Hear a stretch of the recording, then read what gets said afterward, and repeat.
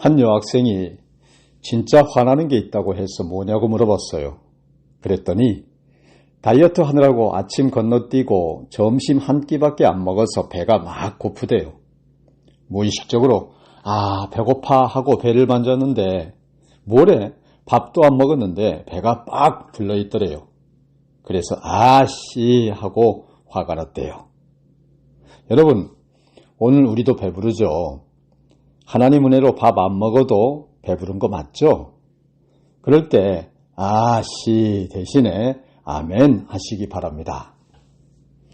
다 같이 오늘 자기 배를 만지고 밥 안 먹어도 은혜로 배부른 줄 믿으시면 아멘 하시기 바랍니다. 은혜로 차오른 배는 다이어트 안 하셔도 됩니다. 전도하고 이웃을 위해 봉사하면 자동으로 배가 싹 꺼집니다. 딱 만지면 배부르신 분들 전도 많이 하시고 복음 다이어트 하시기를 주님 이름으로 축원합니다. 오늘 저와 여러분이 은혜 받을 말씀은 고린도후서 1장 3절로 4절을 본문으로 한 힘들지 울지마 사랑해입니다. 말씀이 하나님이신 것을 믿으시면 아멘 하시기 바랍니다. 여러분, 힘들죠? 울 일도 많죠? 하지만 주님이 여러분과 함께 하시는 걸 믿고 힘내시기를 바랍니다. 어떤 연유로 해서인지 현대사회는 웃을 일도 많지만 그만큼 눈물 흘릴 일도 또 많은 것 같습니다. 현대문화에는 세 가지 특징이 있죠. 첫째는 시멘트 문화예요. 모두가 온통 시멘트 안에서 살죠. 다니는 길이 시멘트로 포장되어 있고요. 살고 있는 집이 모두 시멘트예요. 일하는 직장, 건물 모두 시멘트로 되어 있습니다. 이 삭막한 시멘트 환경들이 현대인들의 마음을 각박하고 우울하게 해요. 그래서 시골에 가면 마음이 자동으로 편안해지는 건데요. 그런데 요즘은 시골도 온통 시멘트 문화로 변질됐죠. 참 흙냄새가 그리운 세상입니다. 우리 모두는 다 흙에서 나왔으니까요. 두 번째로 스피드 문화입니다. 현대는 스피드 시대죠. 얼마나 빠르냐가 생존과 성공의 키워드예요. 옛날 경상도나 전라도에서 한양 한번 다녀오려면 2, 3개월은 걸렸다고 하는데요. 요즘은 KTX로 서울, 부산까지 2시간 18분이면 돼요. 인터넷으로 세계가 하나가 됐고 스마트폰 하나면 천하에 안 되는 일이 없어요. 이런 스피드 시대가 편리하긴 하지만 역으로 인간의 마음을 얼마나 조급하게 하는지 몰라요. 너무 빨라요. 모든 게. 하루만 세상과 격리되어도 뭐가 어떻게 돌아가는 건지 진짜 불안해지는 고구마 먹고 체한 것 같은 세상이에요. 세 번째로 스트레스 문화입니다. 이 스트레스 누구나 다 스트레스로 머릿속이 꽉꽉 차 있죠. 거의 분노 조절 장애 수준이죠. 욕구 불만과 이기심과 외로움과 고독으로 가득 차 있어요. 코미디다, 개그다, 유머다, 사방팔방 웃음이 널린 세상인데 슬픔이 너무 많은 웃지 못할 세상, 요즘 말로 우픈 세상이에요. 운전 중 옆차가 조금만 잘못을 해도 보복운전을 하고요. 사고를 유발시킵니다. 걸핏하면 사람이 사람을 죽입니다. 깨지는 가정도 많고 금가는 우정도 많고 자살하는 사람들도 참 흔해진 삭막한 세상입니다. 이런 현대인들에게 가장 필요한 것이 무엇일까요? 따뜻한 말 한마디, 바로 위로받는 일입니다. 위로라는 말의 사전적 뜻은 첫째, 수고를 취하여 마음을 즐겁게 해주는 것. 둘째, 괴로움과 슬픔을 어루만져 마음을 편하게 해주는 것이라고 합니다. 아는 지인분 중 대기업에서 이사로 승진한 분이 계시는데요. 대기업에서 이사 승진이 얼마나 힘듭니까? 그런데 이분이 이사로 승진된 지 한 달 만에 그만 사표를 냈어요. 그랬으니 부인이 오죽 놀랐겠어요. 이분 성격이 워낙 강직한 분이라서 한번 뱉은 말은 반드시 실천하는 분이에요. 부인의 실망이 말도 못하게 컸겠죠. 이제 겨우 이사 부인이 돼서 조금 힘주고 사는 건가 싶었는데 무슨 이유인지 말도 안 하고 무작정 사표를 내겠다고 하니 기가 막히죠. 그래서 목사님께 남편을 한번 만나달라고 사정해서 목사님이 그 남편을 만났는데, 그런데 이 모양 저 모양 물어봐도 자기 속 얘기를 전혀 하지 않더라는 거예요. 보다 못한 목사님이 혹 뭔가 두려운 것이 있습니까? 라고 묻자 그만 이 남편은 그 말에 눈물을 펑펑 쏟아내더랍니다. 그러면서 너무너무 두렵습니다. 이사가 된 후로 결제 서류며 각종 서류가 책상에 쌓여가는 것을 보면 그 중압감을 도저히 견딜 수가 없어요. 그러더라는 거죠. 이사가 된 후 회사 사무실 근처에 가기만 해도 숨이 콱, 가슴이 두근두근 도저히 죽을 것 같더라는 거예요. 여러분, 승진하고 높아진다고 꼭 좋은 것만은 아닙니다. 높아질수록 책임감도 높아지고 기대감이 클수록 뭔가에 탁 올가매어서 목에 가시가 걸린 것 같은 중압감에 사람 미칩니다. 취업을 앞둔 청년들, 막막함이나 절망감 상상이나 가십니까? 그러니 막 공부 잘해라 윽박지르지 마세요. 최근 2, 3년간 젊은이들이 취업을 앞두고 얼굴 성형을 하는 비율이 무려 20%에서 30%나 늘었다고 하는데요. 한 여학생 하는 말이 취업을 하려고 아무리 원서를 넣어도 안 되니까 결국 자기의 외모가 문제라고 여기고 얼굴을 고치면 취업이 될까 해서 살기 위해 성형을 했다는 거예요. 문제는 덕분에 취직이 되었다는 겁니다. 처절하죠. 무슨 요지경 속입니까? 그러니 젊은이들, 청소년들, 자녀를 키우는 부모님들 다 위로가 많이 필요한 세상입니다. 어떤 위로가 필요할까요? 첫 번째로 여러분, 무조건 하나님의 위로가 먼저 필요합니다. 본문 3절에 그는 우리 주 예수 그리스도의 하나님이시여 자비의 아버지이시여 모든 위로의 하나님이시며 라고 했습니다. 여러분, 우리 하나님은 위로의 하나님이라고 하는 사실을 믿으시길 바랍니다. 하나님에 대해 한번 살펴보면 본문 4절 말씀에 우리의 모든 환난 중에서 우리를 위로하사라고 했는데요. 우리 주님 하나님 위로의 능력에 대해 본문 4절 끝에 모든 환난 중에 있는 자들을 능히 위로하게 하시는 이시로다 라고 했습니다. 한마디로 하나님은 우리의 모든 환난, 즉 어떤 고통과 역경이라 할지라도 능히 위로하시는 하나님이시다라고 하는 것입니다. 하나님은 우주 만물을 창조하시고 우주의 크고 비밀한 것을 다 알고 계시는 전지전능자이십니다. 이런 하나님께서 우리를 위로하신다. 얼마나 멋지고 신나는 일입니까? 여러분, 사람이 위로할 때는 말로써 잠시 마음을 진정시키는 정도이지만 하나님의 위로는 그렇지 않습니다. 하나님은 마음뿐 아니라 자신 앞에 문제를 헤쳐나갈 수 있는 용기와 지혜와 능력까지 주시는 좋으신 기가 막히신 하나님이신 것을 믿으시기를 바랍니다.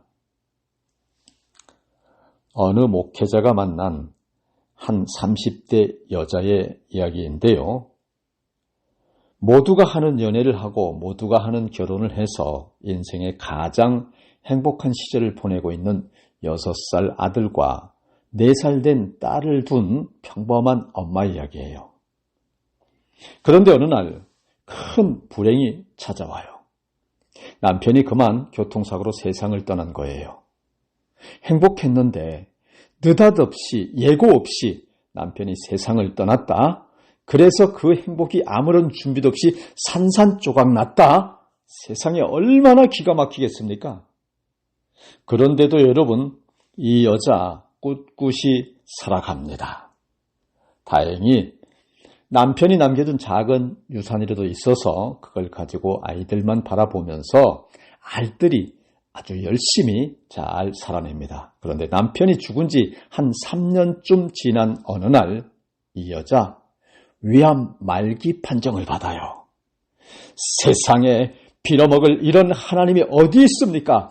당신 하나님 맞아요? 아버지 맞아요? 얼마나 원망이 되었겠습니까? 상처와 체념으로 마음이 만신창이가 되었죠.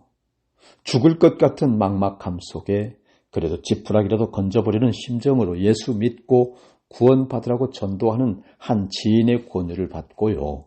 처음으로 간 어느 교회에 한 목회자를 만났어요.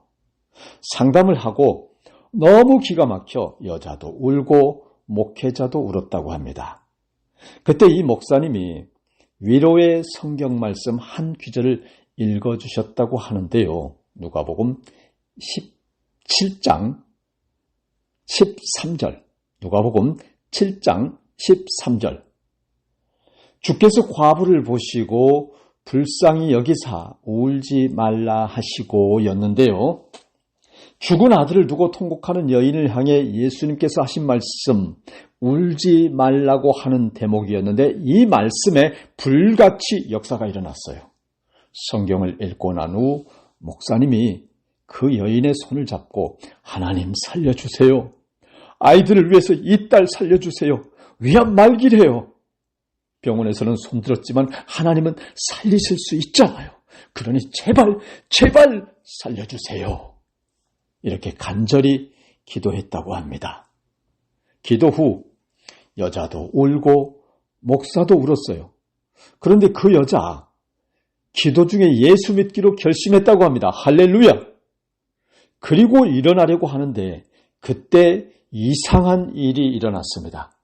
여자의 귀에 조용하게 어떤 소리가 들려오더래요.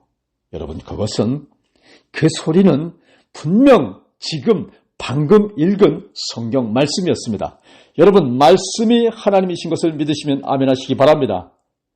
주께서 과부를 보시고 불쌍히 여기사 울지 말라 하시고, 방금 읽은 그 성경 말씀이 귀로 생생하게 들려오더라고 하는 거죠.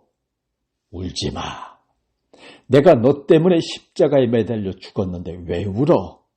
내가 너의 죄와 고난을 대신해서 죽었어. 그러니까 힘들어도 울지 마. 내가 너를 사랑한다. 예수님의 따뜻한 음성, 힘들지? 울지 마. 사랑해.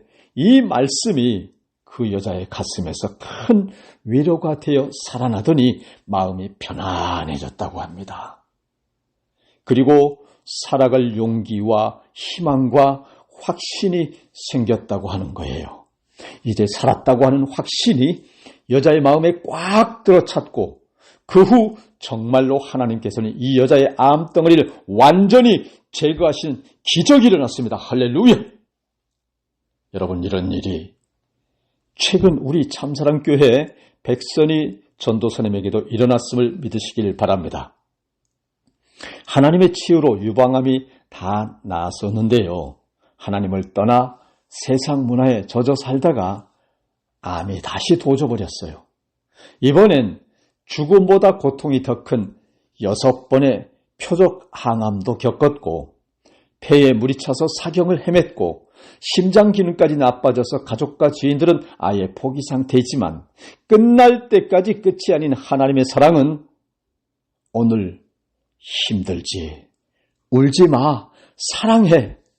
이 따뜻한 말씀을 통하여 즉시로 백전도사님을 치유하시고 회복시키시고 예전보다 더 강하고 더 늠름하게 일으켜 세우셨음을 선포합니다.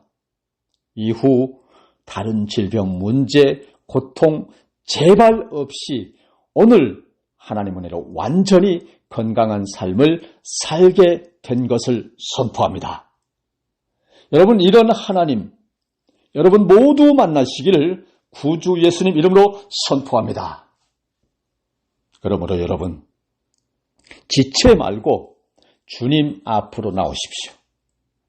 하나님의 위로와 축복을 받기 위해서는 먼저 해야 할 일이 있습니다. 바로 주님 앞에 먼저 나오는 일입니다.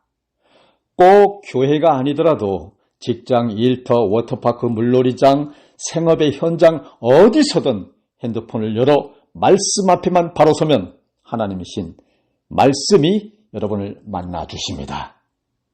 마태복음 11장 28절에 수고하고 무거운 짐진 자들아 다 내게로 오라. 내가 너희를 쉬게 하리라 하셨습니다.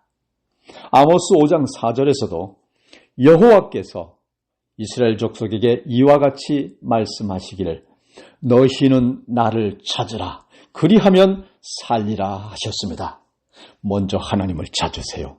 하나님이 여러분을 사랑하십니다. 힘들지, 울지 마. 사랑해. 위로하시고 복 주시고 치료하십니다. 할렐루야. 이사야서 40장 1절에 너희의 하나님이 이르시되 너희는 위로하라. 내 백성을 위로하라 하셨습니다. 저는 젊은 시절 이 말씀에 꽝! 한 대 얻어맞고요. 목사가 될 결심을 했습니다. 내 백성을 위로하라. 내 백성을 위로하라. 얼마나 멋진 말입니까? 누가 누구를 위로할 수 있습니까? 오직 위로는 하나님만이 할 수 있습니다. 하나님의 기름 부은 자만이 할 수 있습니다. 너희는 위로하라.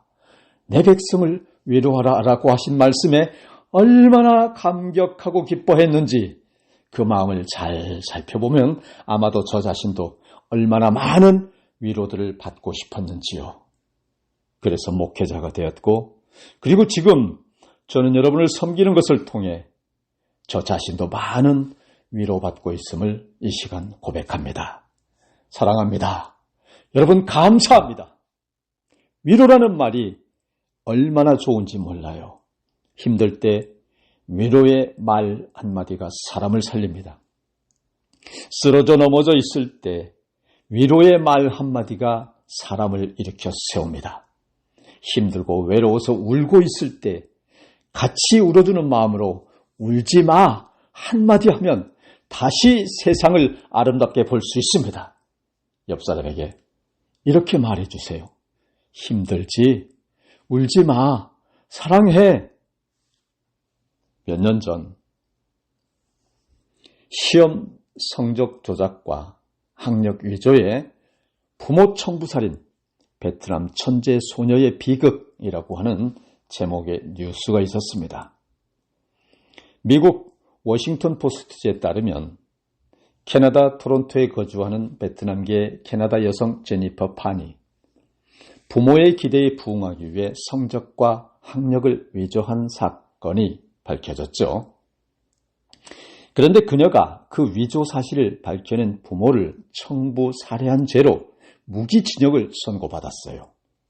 제니퍼 판이 공부를 잘하게 하기 위해서 부모를 청부 살인하게 된 원인은 부모가 자신에게 가진 과도한 기대가 문제였다고 하는데요. 베트남 난민 출신인 제니퍼 판의 부모는 캐나다에서 노동자로 일하면서 자신의 두 자녀들만은 자기들과 같은 삶을 살지 않게 하기 위하여 혹독하게 기르기 시작했다고 합니다. 부모는 제니퍼 판에게 4살 때부터 피아노를 가르쳤고요.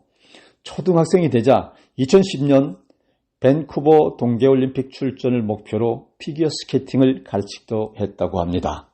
매일 밤 10시까지 연습을 하고 돌아온 제니퍼 판은 만신창이 상태에서 집에서 또 학교 공부를 해야만 했고 지친 나머지 자해까지 시도했다고 해요. 하지만 부모의 기대치는 전혀 줄어들지 않았습니다. 부모는 자신의 희생만큼 모든 과목에서 올 A 학점을 맞기를 원했어요. 한창 나이에 연애까지 금지시켰습니다. 그러자 도가 지나친 부모의 과도한 기대에 부응하기 위한 부작용이 발생하고 맙니다. 그만 성적표를 위조한 거죠. 고등학교 성적표를 모두 올 A 학점으로 위조하고요. 대학에 우수한 성적으로 입학했다고 하는 거짓말까지 했어요. 그렇게 시작한 거짓말이 토론토의 유명 약학대를 사칭하게 되었고 큰 병원의 연구실에서 일한다고까지 거짓말이 발전하게 되고 맙니다. 하지만 거짓말은 아무리 완벽해도 거짓말일 뿐이죠.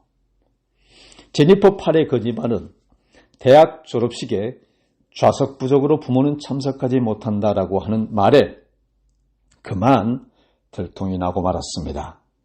제니퍼 판의 말을 의심한 아버지가 여러 사실관계들을 하나하나 확인하면서 제니퍼가 그동안 수년간 해온 모든 거짓말을 다 알게 되고 만 것입니다.